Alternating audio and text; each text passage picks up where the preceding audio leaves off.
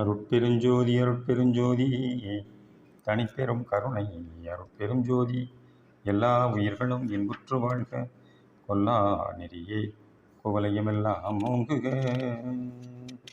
திருவருட்பிரகாச வள்ளற் பெருமான் அருளி செய்த திருவருட்பாவிலே அருட்பெருஞ்சோதி அகவல் ஒரு பதிகம். அந்த பதிகத்திற்கு திண்டுக்கல் சுவாமி சரவண ஆனந்தா அவர்கள் உரை விளக்கம் எழுதி வெளியிட்டிருந்தார்கள். தலைப்பு எண் 221 உலவாநிதி. உபதலைப்பு எண் 4. அருட்பெருஞ்சோதி அகவல் வரிகள் 1373 1374. இருநிதி எழுநிதி நவநிதி முதற்றிருநிதி எல்லாம் தருமொரு நிதியே. இருநிதி எழுநிதி நவநிதி என்பனவெல்லாம் இந்த உலகத்திலே மக்களுக்கு புற வாழ்வு சிறக்கவே உதவுவனவாம். இவற்றில் இருநிதியாவது பொருட்செல்வமும் புற கல்வி செல்வமுமாம். பொருட்செல்வத்தின் பெருமையை விளக்கும் வகையாலும் தொகையாலும் பதுமநிதி என்று குறிக்கப்படும். இவை தத்துவ பொருள் கொண்டதாம். கோடி கோடியாம் பொன் மதிப்புடையதை பதுமநிதி என்றும் 100 கோடா கோடி மதிப்புடையதை சங்கநிதி என்றும் கற்பனை செய்துள்ளனர்.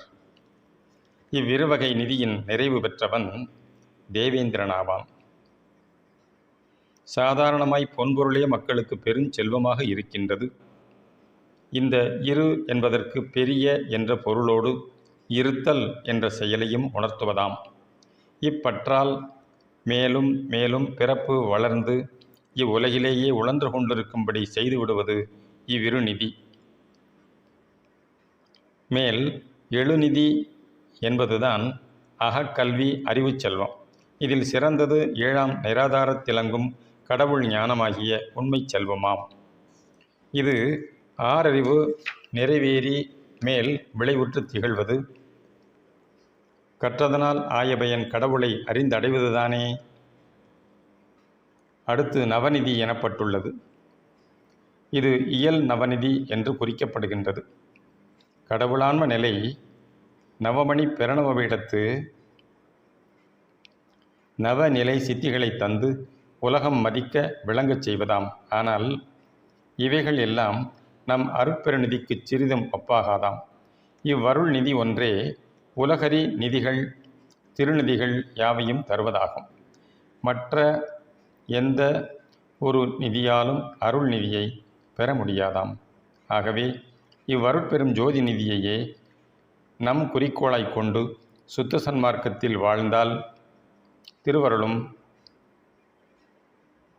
உடனிருந்து விரைவில் பெருவாழ்வில் என்றும் விளங்கச் செய்யும். அருட்பெரும் ஜோதி அருட்பெரும் ஜோதி தனிப்பெரும் கருணை அருட்பெரும் ஜோதி தயவு